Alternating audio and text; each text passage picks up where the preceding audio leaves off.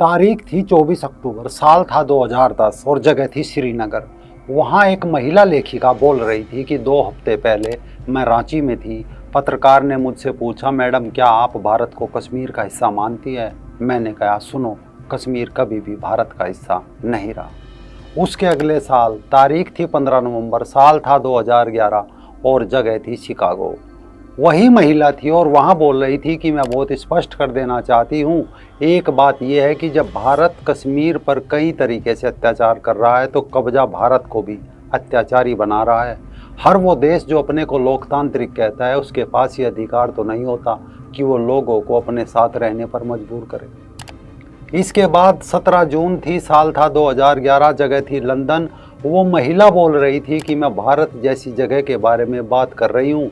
कश्मीर या मणिपुर में जो चल रहा है, नागालैंड और मिजोरम में जो चल रहा है, जैसे ही भारत संप्रभु राष्ट्र बना, जैसे ही भारत उपनिवेशवाद से आज़ाद हुआ, खुद वैसा ही बन गया। 1970 से कश्मीर में लड़ाई छेड़ रखी है। मणिपुर, नागालैंड, मिजोरम, तेलंगाना, पंजाब, कश्मीर, गोवा, हैदराबाद, अगर आप देखेंगे तो ये ऐसी जगह है जो हर तरफ युद्ध चल रहा है। पाकिस्तान ने भी ऐसा नहीं किया। नमस्कार दोस्तों, मैं राजीव चौधरी। इन 2-3 बयानों से आप समझ गए होंगे कि बात किसकी हो रही है और क्यों हो रही है।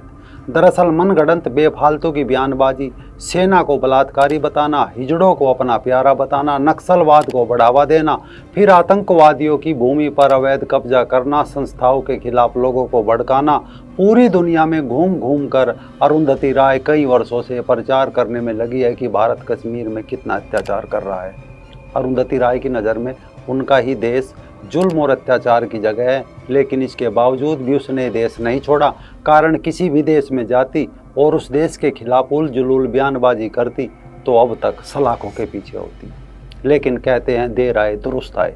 सुना है कि अब दिल्ली के उपराज्यपाल वी के सक्सेना जी ने लेखिका अरुंधति राय और कश्मीर के डॉक्टर शेख शौकत हुसैन के खिलाफ गैर कानूनी गतिविधियां रोकथाम अधिनियम यानी UAPA के तहत मुकदमा चलाने की अनुमति दे दी है। अरुंधति राय पर जिस मामले के लिए मुकदमा चलाने की अनुमति दी गई है वो कश्मीर में दिए गए एक भाषण से संबंधित है। उनके खिलाफ सुशील पंडित जी की शिकायत पर देशद्रोह का मुकदमा दर्ज हुआ था। एक समय जहां भी भारत विरोधी लोगों का जमावड़ा होता था वहां अरुंधति राय जरूर होती थी। मजाल है किसी भी मंच से कभी पाकिस्तान की कोई कमी बताई हो और भारत की तारीफ की हो। भारत के खिलाफ बयान देती रही, फिर वापस भारत आ जाती और इन्हीं भारत विरोधी बातों के जरिए अरुंधति राय ने दुनिया भर में अपनी मार्केटिंग की। इससे वो कश्मीर के अलगाववादियों की लाडली बनी, भारत का एक खून बहा रहे माओवादियों और नक्सलियों की चहेती बनी। उनके बयान सुनकर लगता है जैसे अरुंधति राय ने भारत के विरोध में कोई PhD की हुई हो। यहाँ तक कि जब पाकिस्तान ने मुंबई में आतंकी हमला कराया, देश और विदेश के 166 मासूम लोग मारे गए, तब भी अरुंधति राय का दिल नहीं पिघला और पाकिस्तान का इस आतंकवादी हमले में नाम लेने की बजाय उसने कहा कि भारत मुसलमानों पर अत्याचार करता है, इसी का नतीजा ये अटैक है। जबकि उस समय तो बीजेपी भी सत्ता से कोसों दूर थी। लेकिन अरुंधति ने पाकिस्तान को बचाते हुए ये बयान दिया तो संसद भवन के हमले के आरोपी अफजल गुरु की फांसी के विरोध में अलगाववादियों के साथ प्रदर्शन करने लगी। अफजल गुरु, जिसे साल 2001 में संसद पर हमला करने के जुर्म में फांसी दी गई थी। अरुंधति हमेशा उसकी निष्ठावान सपोर्टर रही। अरुंधति हमेशा कहती रही कि अफजल के केस में सबूत काफ़ी नहीं थे, उनको सजा लोगों की भावनाओं को ध्यान में रखकर दी गई थी। और इस बात का समर्थन बुद्धिजीवी नंदिता हस्कर, फिल्म मेकर संजय काक और पत्रकार सुनीता चौधरी तक ने किया था। अफजल को 9 फरवरी साल 2013 को फांसी पर चढ़ाया गया था। उस समय देश में मोदी और हिंदुत्व का मुद्दा मजबूत हो रहा था। तब अरुंधति ने एक लेख लिखा जो भारतीय और विदेशी मीडिया में छपा था। द गार्डियन में लेख स्टेन ऑफ इंडियन डेमोक्रेसी शीर्षक के साथ छपा था और द हिंदू में ये लेख usual cocktail of the people pension and delicate grip on fact शीर्षक के साथ प्रकाशित हुआ था, जिसमें उन्होंने कहा था कि एक ऐसा साधारण मौका है जब देश की सभी राजनीतिक पार्टियां एक साथ आकर न्याय की जीत की खुशी मना रही है और बधाई दे रही है। टीवी स्टूडियो के लाइव चैनल इसे लोकतंत्र की जीत बता रहे हैं। हिंदू राष्ट्रवादी मिठाई बांट रहे हैं, ऐसे कश्मीरियों को पीट रहे हैं जो दिल्ली की सड़कों पर अफजल गुरु की फांसी का विरोध कर रहे हैं। अब जल की मौत के बाद ऐसा लग रहा है कि चैनल के एंकर और सड़कों के ठग एक दूसरे को डरते हुए समर्थन देने की कोशिश कर रहे हैं, जैसे मिलकर किसी शिकार को दबोचना हो। शायद वो अंदर ही अंदर जानते हैं कि देश में कुछ ऐसा हो गया है जो बिल्कुल ही गलत है। ये अरुंधति का एक बयान था, कोई लेख था। अरुंधति हमेशा से कहती है कि भारत ने हथियारों के बल पे कश्मीरियों को हथिया रखा है। साल 2010 में हुर्रियत कॉन्फ्रेंस के नेता सैयद अली शाह गिलानी के साथ मिलकर सेमिनार रखने और कश्मीर मुद्दे का एकमात्र हल आज़ादी बताने के लिए ही सुशील पंडित जी ने उन पर देशद्रोह का मुकदमा किया था। बाद में गृह मंत्रालय ने इस केस को ड्रॉप करने का फैसला लिया। एक तरफ भारत की आर्मी, दूसरी तरफ पाकिस्तान का समर्थन प्राप्त उग्रवादियों के बीच फंसे कश्मीरियों पर अरुंधति ने कई लेख लिखे। साल 2011 में dead begin to speak up India शीर्षक में छपे एक लेख में उन्होंने लिखा था कि दो सरकारों की बॉर्डर पेट्रोल के गोले में फंसा कश्मीर जल्दी बाहरी दुनिया से कट जाएगा।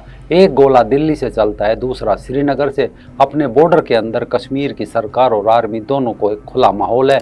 कश्मीरी पत्रकारों और लोगों को रिश्वत, धमकी, ब्लैकमेल और न जाने किस तरह की क्रूरता से अपने देश में वश में रखा जा रहा है। कश्मीर पर आखिरी हक कश्मीरियों का है और वो आज़ादी चाहते हैं। हमें उनके फैसले का सम्मान करना चाहिए। इस लेख के बाद अरुंधति कश्मीरी अलगाववाद की चीयर लीडर बन गई और सभी अपनी सहूलियत से उनकी आलोचना करने लगे। बात यहाँ तक भी नहीं है।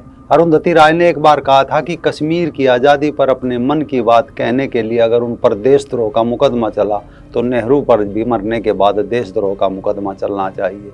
इतना ही नहीं, साल 2011 में तो जेएनयू में आयोजित एक कार्यक्रम में अरुंधति ने भारत सरकार और संविधान के विरोध में नारे लगाने के साथ साथ राष्ट्रीय चिन्ह को जूते के तले दिखाए जाने तक के पर्चे बांटे गए थे। नक्सलियों को सही ठहराते हुए और तत्कालीन गृह मंत्री पी चिदम्बरम को उन्होंने बस्तर में चल रही जंग का सीईओ तक कह डाला था। अरुंधति राय ने माओवादियों पर काफ़ी मशहूर लेख लिखा, जिसकी आलोचना देश के सभी कांग्रेसी, लिबरल और केंद्र सरकार में बैठे पत्रकारों तक ने की थी। गांधीयन विद गन नाम के इस लेख में अरुंधति ने तत्कालीन गृह मंत्री पी चिदम्बरम पर सीधा हमला बोल दिया था। वॉकिंग विद द कॉमरेड में अरुंधति ने लिखा था कि विरोध कर रहे लोग माओवादी हर मामले में हमसे कमज़ोर और पिछड़े हुए हैं। एक और जहाँ बढ़ते हुए सुपर पावर की पैरामिलिट्री अपने पूरे धन और बल के साथ है, वहीं दूसरी ओर साधारण गांववासी अपने पारंपरिक हथियार और एक ज़बरदस्त संगठनात्मक ताकत के साथ पैरामिलिट्री और माओवादियों में 50 के दशक से लड़ाई चलती आ रही है। इसमें तेलंगाना में 50 के दशक में, पश्चिम बंगाल, आंध्र प्रदेश, बिहार और महाराष्ट्र में 80 के दशक से लेकर अब तक लड़ाई जारी है। दोनों ही एक दूसरे के तरीके से वाकिफ़ है और एक दूसरे से लड़ने के तरीके जानते हैं। हर बार जब लोग सोचते हैं कि माओवादी ख़त्म हो गए हैं तो वो फिर एक बार उठते हैं और पिछली बार से अधिक मजबूत और ज़्यादा संगठित होकर अब एक बार फिर छत्तीसगढ़, झारखंड, उड़ीसा, पश्चिम बंगाल के जंगलों में वे फैल गए हैं। मतलब आदि आदि इस लेख में बहुत कुछ उन्होंने लिखा था। केवल इतना भर नहीं, अरुंधति भारत में बैठकर लगातार पाकिस्तान का एजेंडा आगे बढ़ाती रही। साल 1998 में जब अटल बिहारी वाजपेयी जी की सरकार ने पोखरण में परमाणु परीक्षण किया, तब अरुंधति राय ने the end of the immunisation नाम से लेख लिखा। अरुंधति किसी भी प्रकार के न्यूक्लियर परीक्षण के खिलाफ थी। उन्होंने इस परीक्षण को दिखावा करार दिया और लिखा कि अगर किसी न्यूक्लियर बम का विरोध करना हिंदू धर्म या देश के खिलाफ है तो मैं ऐसे गुट को छोड़ती हूँ। मैं ये घोषणा करती हूँ कि मैं स्वतंत्र हूँ, एक चलती फिरती गणतंत्र हूँ। मैं भारत की नागरिक हूँ। मेरा कोई इलाका नहीं है, मेरा कोई झंडा नहीं है। मैं एक महिला हूँ, मगर हिजड़ों से मुझे कोई दिक्कत नहीं है। मैं किसी भी न्यूक्लियर डील के खिलाफ दस्तखत करने को तैयार हूँ। मेरे देश में अप्रवासियों का स्वागत है। आप हमारे झंडे को डिजाइन करने में मदद कर सकते हैं। मेरी दुनिया मर गई है और मैं उसके मरने के दुख में लिख रही हूँ कि भारत का न्यूक्लियर टेस्ट जिस तरीके से किया गया, जैसे उस पर खुशी मनाई जा रही है, मैं उसका किसी भी तरीके से बचाव नहीं कर सकती। मेरे लिए बुरी चीज़ों की शुरुआत है, ये मेरे लिए कल्पना का अंत है। यानी अरुंधति ने कोई एक ऐसा मौका नहीं छोड़ा, सरकार चाहे किसी की भी रही हो, वो हमेशा इस देश की अखंडता को नकारती रही। भारत कई वर्षों से अरुंधति राय को और उनके देश विरोधी विचारों को सहन कर रहा है।